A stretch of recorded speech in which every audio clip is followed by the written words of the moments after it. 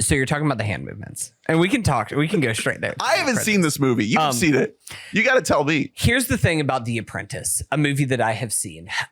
It's like a thing that I'm almost like split brain about The Apprentice. I did say immediately after seeing this, Ernest, do not watch this movie until after November 5th. Okay. Because I think that it is walk something into that traffic. Yeah, because on one hand, it is like a very, very well-made movie with like two incredible performances in it. It's made by Ali Abbasi, who I've never seen any of his other work that he's done. He primarily is like a foreign filmmaker. He's worked, I believe that he is a Turanian, I want to say. But I could not help but like think in the back of my head while watching this, like the Adam McKay version of this movie. The Vice. And it's would be like the worst thing ever made. Instead, like this is much more trying to be like a little bit grittier, a little bit nastier. It's not, there's no like ifs, ands, and buts about like, is this Donald Trump guy okay at the end of the day? But like really what it is about is it is trying to almost have the Breaking Bad story of Trump and how he got to be there. Specifically through the Roy Cohn character played by Jeremy Strong. It really kind of starts as a two-hander, and then Sebastian Stan kind of takes over in the latter half of the movie as Roy Cohn begins like literally dying. If you know anything about real life Roy Cohn, spoilers you know that, for reality. He's like just a truly evil guy. Like there are no like good guys in this, and if anything, one of the vices of the movie, one of the pitfalls that runs into is that for like the sake of making a story, it kind of has to paint Roy Cohn as a little bit of a sympathetic figure as we enter the third act here, just because it's like Trump taking all of the lessons that he learned from Roy Cohn and now using them fully against him of like, if you aren't worth anything to me, then you're dead to me, all these kind of things, even though that like Roy Cohn, according at least to the story of this movie, made Trump who he is. So where on one hand, it is very well executed. It's a very watchable movie. Like it does kind of breeze through. It's also that thing where it's like, it's a little bit too close to reality. And like, I don't even know, like, and we know when you could make this. We know it's bad. We know, like, you know it's bad, but it is one of those things where it's like, it is still watching a train wreck. And like in that way, I still could not look away from it. But the train wreck was flying into the country that we all inhabit. But like you're seeing even little things where they're talking about like lessons that Roy is teaching Donald about just like deny everything. You never lose. You always win. Never let them tell you that you're a loser. Always just deny. Keep saying that you're a win. And it's like all of these like lessons that are being taught that then he writes into his book and then enacts as the president. And we're like, why isn't he accepting the results of losing the election? And it's like, well, probably because he told us his entire life that he would never accept defeat for anything. Excuse me, sir. I don't think you're allowed to do that. It shows him like a lot of his, because a lot of it's more so focused on real estate mogul Donald. Like that is the version that we're seeing. The central crux is building Trump Tower in New York and how it was this whole thing going into where it was in 42nd Street, which at the time, whenever they're taking over, 42nd Street was the absolute shithole in New York. It was before like a lot of the New York crime and everything else got cleaned up. Is that like Times Square? Nearby. Have you never been to Trump Tower in New York? It's that's where Trump Tower is. Yes. You've never stayed at Trump Tower. You've never stayed? That's crazy, Ernest. I have a picture of me giving the middle finger to Trump Tower right before cool. the 2016 election. That's cool. That didn't work. Really thought that was going to do the trick. I really thought that. You really thought that was going to do the trick, huh? No, so that's like kind of the central thing, and everybody telling him like you're like this is a stupid idea, you shouldn't do this, like this is a bad investment thing. And in a lot of ways, like he was right. He bought in at like the pits of real estate and made it into something good. And it's about him continuing to double down that and double down that and double down that and like buying all this spot in New Jersey and everything else. And people are like, hey, Donald, you're defaulting on loan after loan. You're fucking broke, Yikes. my guy. And he's just like, nope, I'm not. You're a liar. Yeah, no, not true. Fake news. And so on one hand, it's showing a lot of these things that are just kind of, you see the seeds that became the Donald that we know today. But also, I don't always want to look at those seeds. It feels bad a lot of times. Yeah. It doesn't matter how incredible a performance Sebastian Stan is giving, which I will say, what he is doing is like so calculated. And it's one of those things where it's not just, he's not doing Alec Baldwin as Donald Trump. Like, he's not doing a caricature.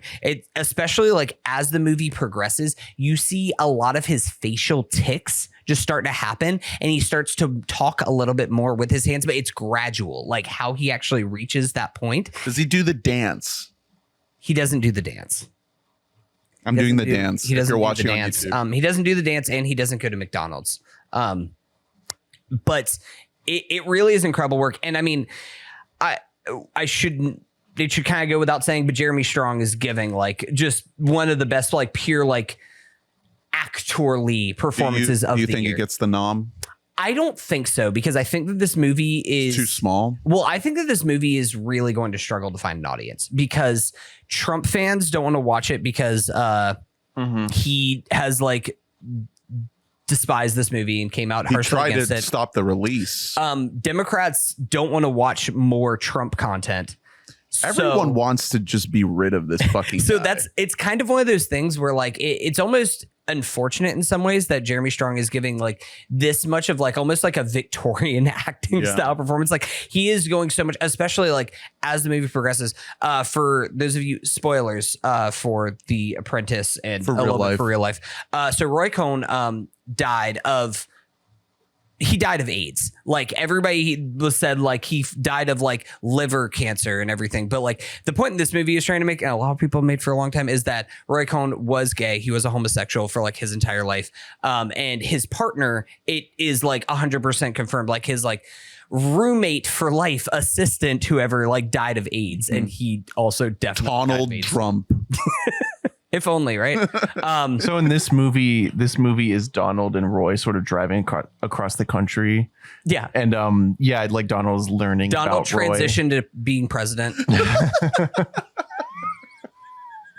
It's like Green Book, but for a gay guy. No, I Do they go to what think drag that's- show? They do not go to a drag show. No, there's a lot of homophobic slurs said by Jeremy Strong in this movie, but he gay, so it's okay. Damn. Yeah, it is like an undeniably good and well-made movie that is difficult to watch at times. Oh, I gotta also give a shout out to our girl Maria Bakalova from Borat 2, who plays Ivana Trump. She is very good with very limited screen time and very limited script work. She doesn't really have a whole lot to do, but she is very good in the performance with what is given to her. But Nice. Well, do you think this movie does better or worse if he loses or wins? Like, what do you think is the next? Like, we are 2 weeks out from Election Day. I voted today. I circled my little bubble in front of it said Harambe. I believe I heard that you wrote in Kanye. that was the one. It said Harambe parentheses not genocide. Oh, okay. So I circled that one. Okay, good. I'm hoping that solves all the problems in the world. Yeah. I have like a thing that I like voting on Election Day. I don't know why. I maybe it's because the patriotic. the woke media has got to me, but I'm like, if I vote early, they aren't going to count my vote. They're throwing them out. The libs. Yeah, the only the libs vote early. They're going to toss them out. No, I actually think that this movie, it will be dead in the water if Trump wins. Like I think fully that there's buried. like people will like want to put this thing under dirt if Trump wins. I think that the actually way is really smart. I think that it could be revisited in like not even this year. I think it could be revisited in like 5-10 years from now if Trump like fucking goes away or dies tomorrow. I mean, and then there's don't gonna have be to deal more with this Trump anymore. movies, I guarantee you. But I mean, and you are right about that. And like, I think that this actually sets like a higher bar than I was. There's going to be some terrible ones. Well, yeah, but we're going to get the Reagan of Trump movies. This is like starring Dennis Quaid as Trump. A movie where their reception depends on like a major event happening or not happening, and happening so close to like the movie coming out. It's like if if a couple years ago we all thought that like a nuclear bomb might hit America, and so everyone's like, I don't want to see Oppenheimer right now. That's actually That's super interesting. Like, so maybe come like December, people be like, were we too harsh about The Apprentice? I mean, my column could see. The thing is that I won't think it's going to happen this year because we're not going to stop hearing from Trump for months after the election. That's a good point. Like, we're still going to be fucking sick of this. We're still going to be seeing his ass everywhere denying. Yeah, it'll be once he's like dead. That's what I'm saying is that like maybe 5-10 years from now, or like when he's fully dementiaed out and we can't keep. I mean, can we get one fucking like incel who doesn't miss for fuck's sake? They told Gaga she couldn't sing. They told her she had to sing badly. Many people are saying that she was robbed of her talents. That's pretty good. Even watching a lot of Trump, I can see it's so good you should cut it. Yeah, you should do that. For like socials, right? Like cut it for socials. I will say, man, this movie Todd Phillips is a king. That'd be really funny if Todd Phillips comes out and is just like, and I stand behind Donald Trump. Trump comes they out. said paging Dr. F word. You can't say that anymore. I personally would have cast Sabrina Carpenter. She would have been great in the role. Yeah. She's an Aryan princess. We like that. She's got a great ass. Many people would say so. I personally wouldn't. Many people would say. Sebastian Stan, he's very well put together in the shower. We've all seen it. Wesley Snipes was not great as Blade in Deadpool and Wolverine. He was much better in the original. Vampires should be more horny. I'm always saying this. I'm saying this. Everyone knows this. Blade not horny enough. We're kind of losing the voice a little bit. The affectation is there, but I don't know what that voice is that you're doing. It's like some people are saying you're going like a full like a Jewish woman who's like smoked like 2 packs a day and lives on the Upper West Side. So we're still New York, but we aren't quite there anymore. Would you like a little extra salt on your French fries? Okay.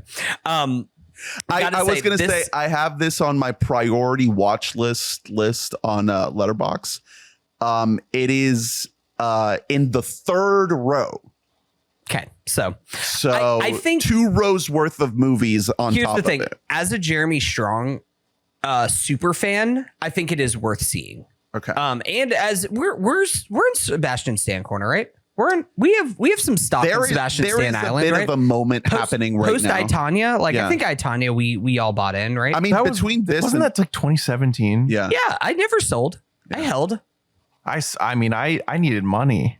Well, I sold. I sold part of the shares, but I held on. I'm waiting for Thunderbolts. Yeah. Well, I think I might sell before that hits.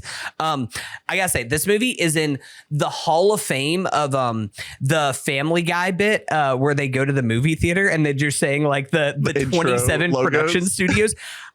I feel like there was like I want to look this up right now because I feel like there's like 12 production studios that had a hand in this thing coming out. Just like, Wikipedia lists 1, 2, 3, 4, 5, 6, 7, 8, 9, 10, 11, 12.